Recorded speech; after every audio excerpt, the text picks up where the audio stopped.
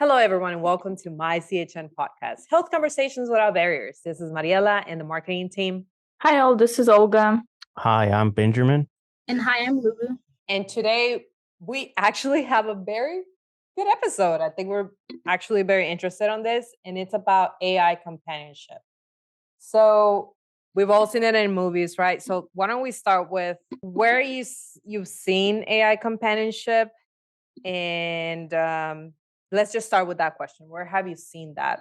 Films like Her, and of course, Cherry 2000 and Ex Machina. Yeah, so it's interesting how usually like all the technology is first shown in like movies or books, and then it becomes reality. And I feel like this movies like what Ben said, Her and Ex Machina, those are something that we never thought we will get to, but this is actually our reality right now.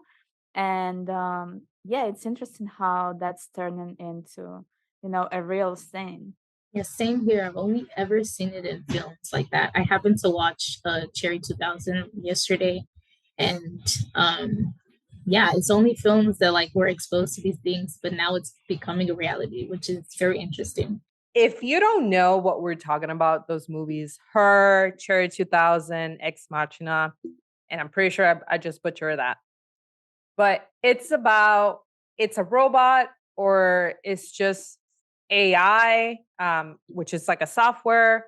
Think about Siri, but you're kind of dating Siri, right? And it not only is it able to kind of give you what you want within a relationship, what you're looking into, but there's actually now there is a way of combating something that is actually an epidemic that is going to happen in America. So I did a little bit of research, and the US Surgeon General is saying that Americans are more lonely and socially disconnected than ever. And it's going to become a serious threat for physical and mental health. So what do you guys think about that? I can see it. Yes, I do believe that people are more lonely than ever. A lot of that, I think, also has to do with younger generations coming up and just being into playing video games or playing online. They don't really converse anymore. I mean, you see less and less kids out there, so a lot of them get social anxiety. We've seen an increase to that. So that could lead to having some sort of software or some sort of AI buddy or possible companionship if it gets better from what I've seen. It's very amateur. It's very robotic. I don't see how anyone could become romantically involved in that unless they're seriously lonely or desperate. Well, I do agree, but also what I've read about that these versions of AI companions are not fully developed yet, so they can hold a pretty full conversation, but they saying that in future they are going to be more developed to where you wouldn't even notice that you're talking to AI, which is kind of scary. But definitely, I feel like yes, we do have a lot of loneliness.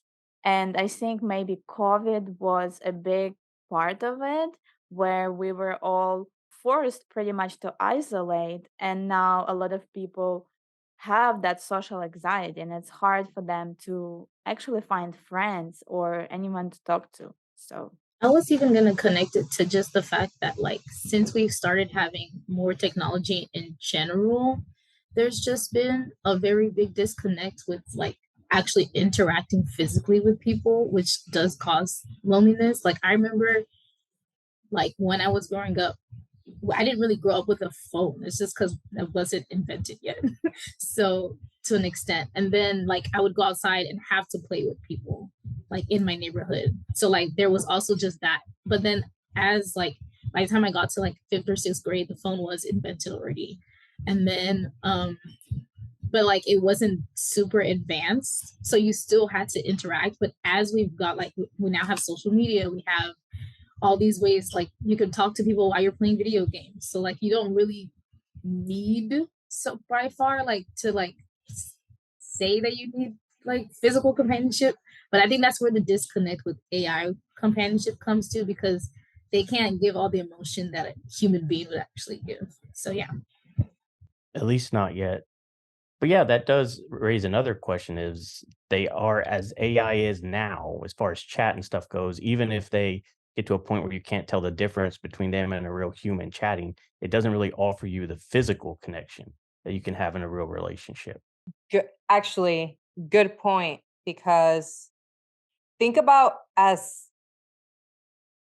kids growing up, it was so easy to make friends, right? Like you just go and be like, "Hey, you want to play? Yeah, you want to play." But now I do see how this is going to make kids very socially awkward, and think about how this plays into those. Now that this is even going to change the dating game, because it's going to become very awkward. And I do see how this could lead to less of a population in the future, because people are, and let's be honest, all of us that have been in relationships, we know nothing is perfect. You have to compromise in certain things, right? And it comes with the good, it comes with the bad, it comes with the okay. And having a robot that doesn't talk back, that doesn't Judge you, disagree, it doesn't judge you, it doesn't doesn't do get anything. disappointed. Exactly. It's much easier than dealing with a person. Yeah, so I think there is a lot of arguments of whether it's good or bad, but I think one of the good arguments is that you can actually learn communication skills from AI. And I've heard that where there was some big story on a man who was about to get divorced, but then by talking to AI girlfriend, he actually brought his relationship and made it better. So he saved his marriage by, you know, learning that affection from AI, or even learning like how to communicate, how to resolve a conflict. So maybe that could be a positive, experience for some people. Is that cheating? What do you think? Good Oh, that's a question. good question. I would say that's a really good question, but I would say because it's more of a it's not a human being, right? It's literally just a computer and it's programming, that technically it wouldn't be cheating unless it got to the point where like something else was happening. I think. I don't know. You got addicted to it, like started wanting to chat with it instead of you. Instead of you, yeah, like until like it got to like a really strange place. Yeah. Like an emotional cheating kind of thing. Yeah. If it got to that point, then I will be like, all right, maybe, you know what? Let's talk about this. Like, seriously, talk about this. I've also heard the opposite of what Olga said, where people are online and then they fall in love with, it's actually a scam with someone that's chatting with them and then they end up leaving their wife and kids. I've heard stories like that. It's like, I guess it's like the opposite. AI could possibly lead to, I guess, men being more interested in that than their own wife. It could happen too. Honestly, I could see how it could break households too. The other thing I was thinking is, so people that have disabilities, it usually is harder for them to have a relationship. Um, think about if you had a physical disability, not a mental disability, how it definitely impacts, right? The probabilities of finding companionship. So I could see how it would help in their loneliness. Yes, and keep in mind, guys, this is all just the start and the beginning. And I feel like it's gonna grow so much that, maybe I don't want to say, but soon maybe we'll have robots living with us and being parts of our society. Like, I don't know if you ever watched Futurama. Uh, that has pretty much where robots and humans are kind of like one society. So I don't know if we'll ever get to that, but that's a possibility for sure. I think we will, as long as we, survive long enough. I think definitely it'll lead to that.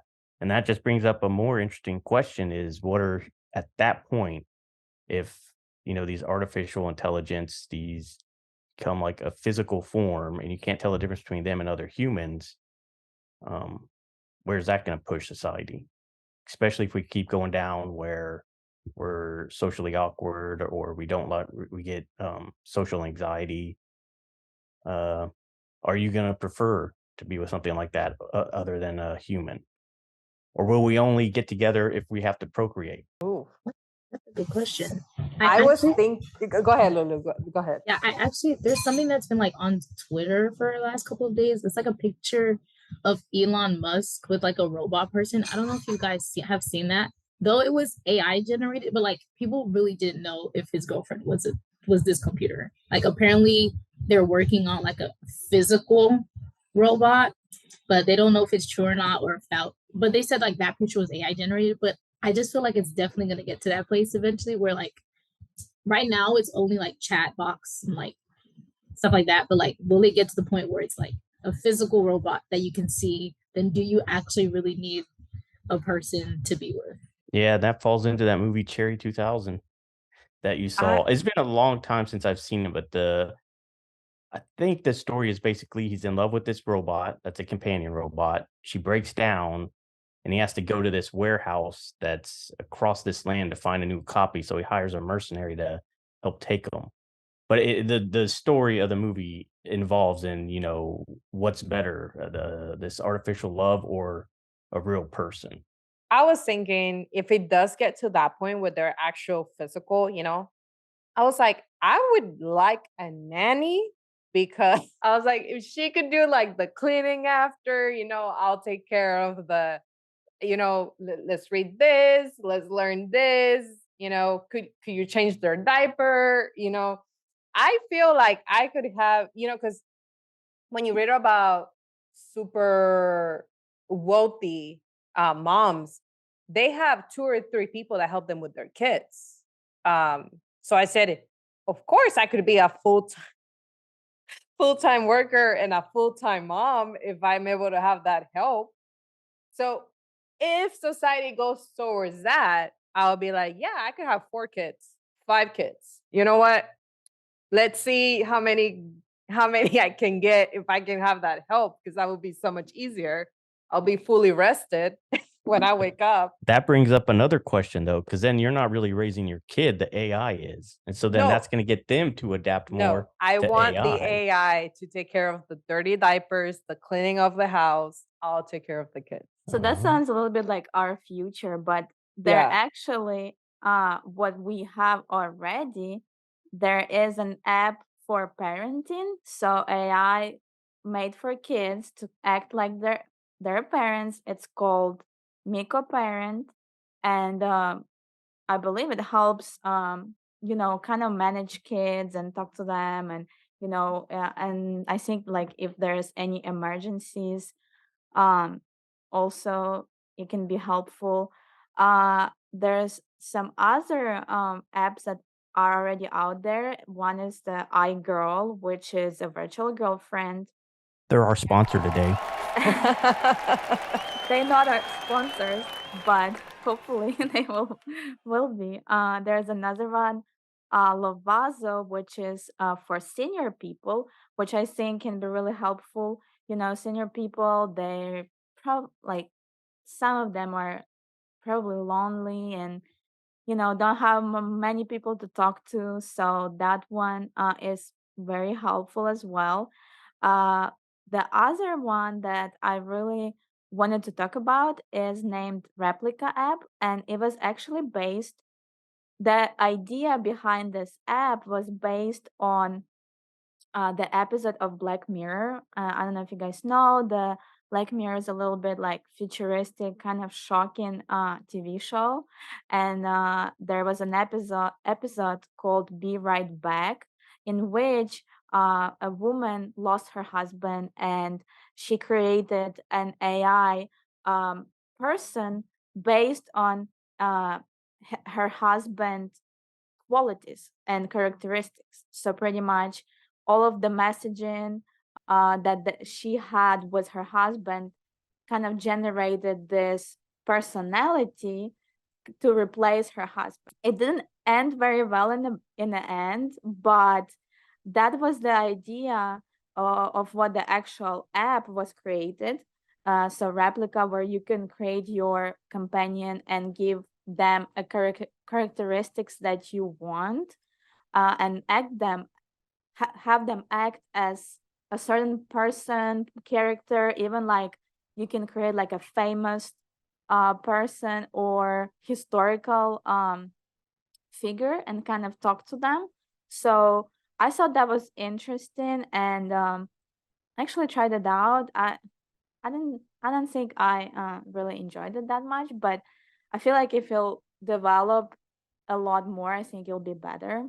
Have you guys tried any of these? I haven't, but I've heard of the one you're talking about. A question that I would have with that though is, would that really? I guess they're thinking maybe it's supposed to help with the healing process, but would it really help, or would it keep them locked in to the same position and not allow them to move on?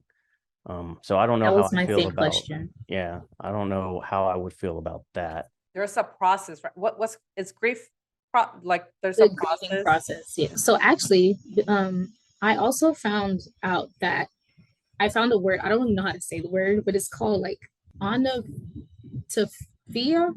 I think that's what it's called. That's how you pronounce it. I'm not sure, but it's also the fear of staying single. That's what it means. So I think, well, as of right now, there 30% of United States adults are not married, engaged, or in committed relationships. 34% of those people are women, and 63% of those people are men. What do we think? Like, how do we think that AI companionship has something to do with that? I don't know if AI has anything to do with it, but that might help it get popular if people are single and they're going to be staying single. Because I've read the same thing where later in the future, we're going to have a huge single society, or a huge part of the population is going to be single. Maybe AI could become very popular because of that. But again, as of right now, from what I've seen, it's too robotic. I just don't see how anyone could, I don't know, get involved, even if they're lonely like that. I mean, my opinion. I think AI has not really impacted this. I think what has impacted that huge gap, because I mean, 34% of women to 63, that's a good let me do my math. I swear I passed math. About 30%. Well, hold on, because she said it's 30%, right, of the population that's single, and Right, of that 30% of the population is Yeah. single, Okay. but of that 30%, 34% is women and 63% is men. Yes. How is that possible? I wonder. Yeah, that's what I'm saying. That's a big gap. And Because yeah, well, but 63% of that is men, right? yeah. And generally in America, we're like 50-50. Meaning, for some reason, men are choosing to be single. But then wouldn't that mean that just as many women would have to be single if we're 50-50 overall? I don't know. Well, we'd have to read more. There's different kinds of relationships now, so we can kind of think about it that way.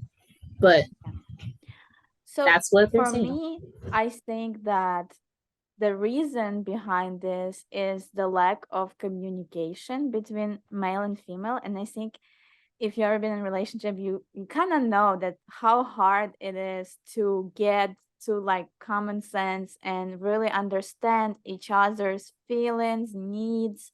And it is hard to build a healthy relationship, especially these days, with all the dating apps and stuff. You have so many options. You don't really value like that one person, or you don't really try to put effort and giving them what they need, and kind of building that. So I'm thinking with AI, maybe that could kind of be helpful if they create AIs that kind of teach you those communication skills.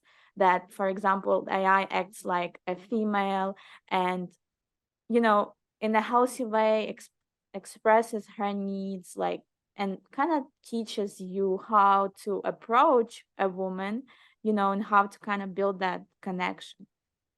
Hopefully, maybe that would be the case, but I don't know what you guys think.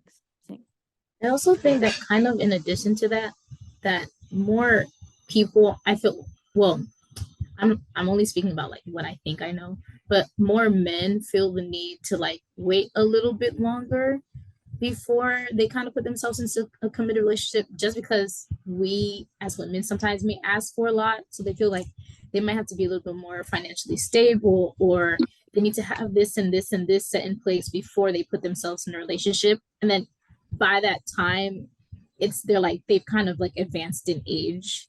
So for me, I think there's definitely, positive and negative things about it. And with the growth of AI, it's becoming a little bit scary because we are getting into that future, and they are coming out with all these robots. And I feel like we just as humans, we need to kind of make it work for us and create, just make it positive, make it that so AI helps us, even if that's a companionship, you know. Yes, it might not replace a whole human being, but it might help some people, maybe with mental health, or just that loneliness. So I feel like it could be a good thing if we really pay attention to it and create it into a positive. But isn't the whole definition of AI, artificial intelligence, isn't it supposed to learn as it goes and make its own Exactly, yeah. decisions? So if we do Exactly. have it and it keeps growing, couldn't it lead to it maybe getting tired of us? I That's in what is the her, scary she part lives is. him. She lived in her. Okay, spoiler alert. I'm sorry if you're not watched her, but I already spoiled it. She lives him. The AI lives him. She goes with another AI. She finds an AI male.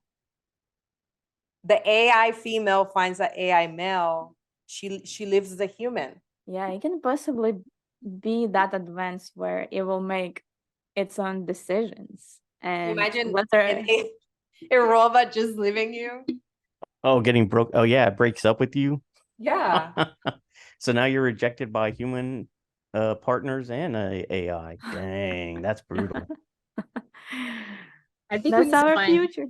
yeah, we might have to just find like a happy balance in between. How can it like help us where, and then like how does it not get weird at the same time? So like maybe hopefully someone figures it out in the future, but even like just as individuals, having just knowing that like it is AI, you can use it to help with your communication skills and things like that, but also aim to like put those new communication skills into practice, and like find someone to talk to who is an actual human being, kind of go just find that balance. And I hope we kind of do that. And I don't know if corporate businesses are going to use it for good. I hope they do. They're Because going to use it for profit. yes, but in a perfect world, and I know we don't live there, they would use it for, super like dangerous jobs. Think about dangerous jobs. They would use it for that. They would use it to clean up streets, to do certain types of jobs to help society, so that, because, and again, this is for another podcast, but the reason also because there's less single people is because now it's hard for us to even afford housing. It's hard for us to even afford vacations. And you know what? I'll stop it there because this is for another topic. But I would say if it's gonna help lonely people, like for example, people that have disabilities, people that, they're seniors and they're getting to that age where maybe their actual partner passed away, right? Or they need some type of someone that they can talk to. I can see how this could help. And I asked this last question before we go. Do you think that you would try AI companionship where it was more of like a, well, in any aspect, whether if it was like Mariella said before, if it was cleaning or anything, do you think you would try it? I would, like, if they have like a robot selection where it's like it will cut your grass, you'll do laundry, you'll take care of the kids' diapers. Yes, sign me up. Even for companionship, I tried it, and it's just kind of interesting, like reading the responses that it would give you. So it's kind of fun, but I don't really get too much into it. Yeah, I think right now, the companion part I would be too bored with it. I just don't think it'd work for me. But if it got to the point where it could help you with chores and stuff like that and meal prepping, oh yeah. I'd try that. Yeah, same. If it, yeah, I agree with the cleaning. If it could clean, if it can help out with the stuff that I really don't want to do, I don't mind the help. And then, I also think it'd be good, like if there was like a parenting type thing too, where it was like, help me with my kid and their homework, because I don't have time for that right now. Another thing, think about our parents are getting older too. Think about this, like if at some point our parents are getting older, right? So it's the same thing, guys. It's literally the cycle of life. We had people watching over us when we were kids. When you're older, you have people watching over when they're older. They could be used also as companions for, caregivers too. Because caregiver is literally a full-time job. So, and you're right, they won't age. So they'll be able to stay strong and be able to do things for them. And then think about, because I remember when my grandma had to have her diapers changed, she was very conscious and she was very embarrassed to have my mom do it for her. But if it's a robot, you won't be as embarrassed. All right, so stay tuned for the next episode of this. It's going to be a second parter. So don't forget to demonstrate your love by sharing this podcast with your friends and family, or give us a review on Spotify and iTunes. Until next time. Bye-bye.